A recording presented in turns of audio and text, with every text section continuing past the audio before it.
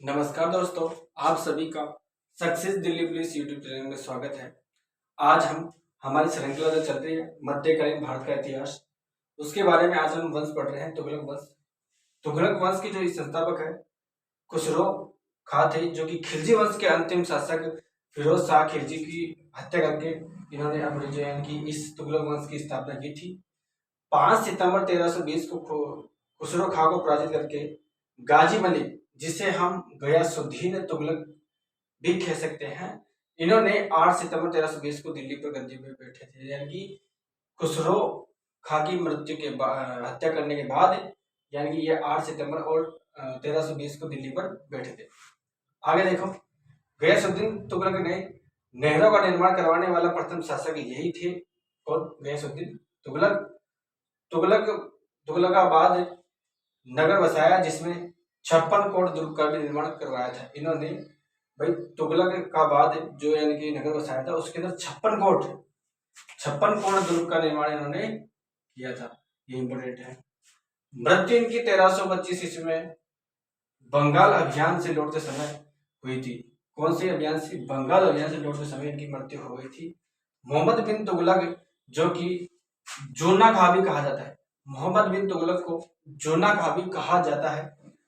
इनके उपनाम में बात करेंगे तो स्वप्नशील, पागल और रक्तपिपासु आदि है इनके।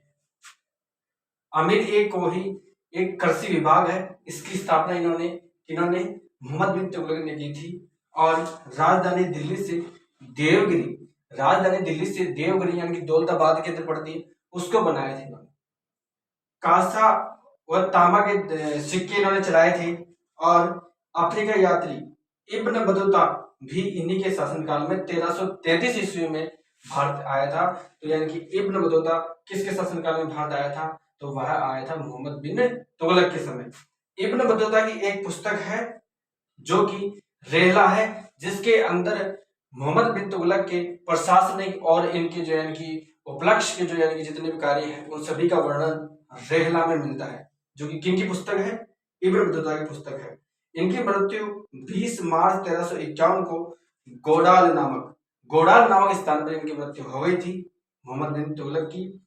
और हरिहर और बुक्का ने एक विजयनगर की स्थापना की थी 1336 ईस्वी के अंदर, जो कि इन्हीं के शासनकाल के यानी कि दो भाई थे, ये हरिहर और बुक्का, दोनों ने विजयनगर साम्राज्य की स्थापना 1336 ईस्वी के अंदर कर दी थी।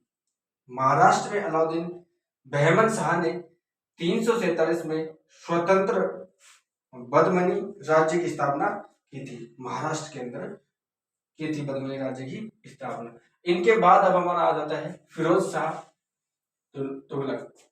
फिरोज तुगलक आ जाता है, जो देखो इनका राज्याभिषेक 20 मार्च 1351 को हुआ था। इनका राज्याभिषेक 20 मार्च 1351 को हुआ था, लेकिन फिर भी दिल्ली के अंदर इनका राज्याभिषेक पुनः होगा, जो कि अगस्त 1351 को होगा। उसके बाद देखो 24 कर इन्होंने समाप्त कर दिए थे, जो कि एक मतलब समस्याएं बन रही थी लोगों के लिए, उनके जो है जनता के लिए। तो इन्होंने 24 करों में से 20 कर समाप्त करके 4 कर ही लागू रखे थे। उन चारों करों के नाम ये हैं खराज, घुम्स और जजिया और जकात। ये एक ऐसे फिरोज तुगलक शासक हुए थे जिन्होंने ब्राह्मण जाति पर यानी कि जजिया कर लागू किया था। यानी ये ऐसे एक प्रथम शासक हुए थे।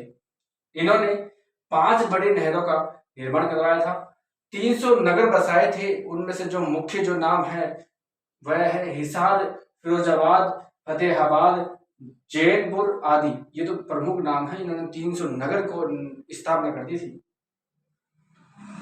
खिजराबाद व मेरठ के अशोक के स्तंभों को ये वहां से ला करके दिल्ली में स्थापित इन्हीं के शासनकाल में किया गया था। और सहायता है तो एक विभाग भी खोला गया था, उसका नाम था दीवान ए खैरात। इसकी स्थापना किसने की थी? फिरोज तुगलक ने की थी। सबसे अधिक मतलब यानी कि दासों की संख्या इनके पास, किसके पास? फिरोज तुगलक के पास सबसे अधिक दासों की संख्या थी। लगभग 1,80,000 के पास दासों की संख्या थी। इनकी जो आत्मकथा है फतह ए फिरोज शाही की रचना इन्होंने स्वयं ने की थी। और सिक्के जो इन्होंने चलाए थे चांदी के सिक्के को कहा जाता था अदो और तांबे के सिक्के को कहा जाता था विख। और इनकी जो मृत्यु हुई थी सितंबर 1388 को हुई थी। तुगलक वंश का जो अंतिम जो शासक हुआ था नसीरुद्दीन मोहम्मद तुगलक हुआ था, जिसकी उपाधि थी मलिक खुसर की इनकी जो है इनकी उपाधि थी। ये इनकी उपाधि थी, किनकी उपाधि थी? तो वह थी मोहम्मद तुगलक की, ठीक है ना। अंतिम शासक हुए थे तुगलक वंश के। तो ये हमारा तुगलक वंश समाप्त हुआ। अब हम मध्यकालीन भारतीय इतिहास के जो आगे की जो वंश है उनके बारे में अध्ययन करेंगे नेक्स्ट क्लास के अंदर। जब तक के लिए जय हिंद जय भारत।